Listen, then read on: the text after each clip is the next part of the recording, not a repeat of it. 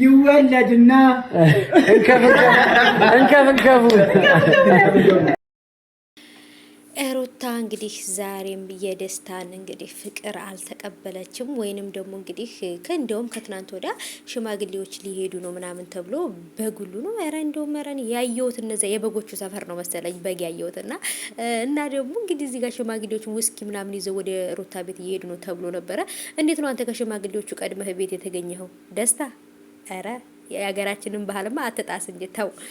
አሰላሙ አለይኩም ወራህመቱላሂ ወበረካቱ። ሰላም ውድ የተከበራችሁ ቻናሌ ተከታታዮች እንዴት ናችሁልኝ? ከኔ ጋር ሁሉ ሰላም ነው። ሰላማችሁ ይብዛልኝ ባላችሁበት ውድ ቤተሰቦቼ የኔ ወርቆች። ዛሬም ተደጋግሞ ተመልሼ በዚህ ሰዓት ላይ ከተፍ ብዬላችኋለሁ።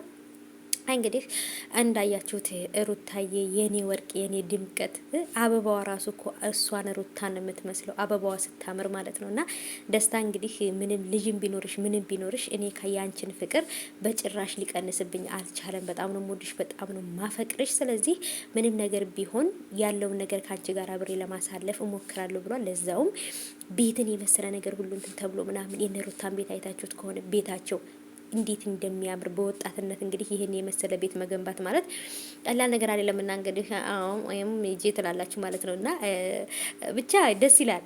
እንግዲህ ያው እነ ስም አይጠሩ ምናምንም ሽማግሌ ተላከ ምናምን እያሉ ነበረ።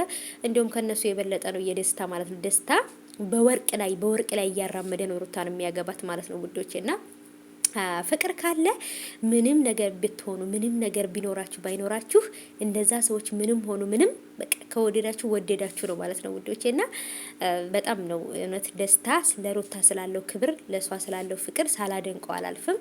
እናም እንግዲህ ሽማግሌዎቹ ከመሄዳቸው በፊት እሷን ማሳመንና እሷን እሺ እንድትል ሽማግሌዎቹ እንዲመጡ መፍቀድ አለባት። ለዛ ነው እንግዲህ እነሷን ለማናገር ፍቃዷን ለመጠየቅ ሳያጨናንቋት ምናምን በቃ አይደል። አሁንም ቢሆን ትንሽዬ ጊዜ ስጠኝ፣ ትንሽ ላስብበት፣ ምክንያቱም ሳላስብበት የገባሁት ህይወት ምንም ነገር እንትን እንዲለኝ አልፈልግም ብለዋለች። እንግዲህ ጥሩ ነገር ተመልስለታለች ብዬ አስባለሁ ሩታዬ።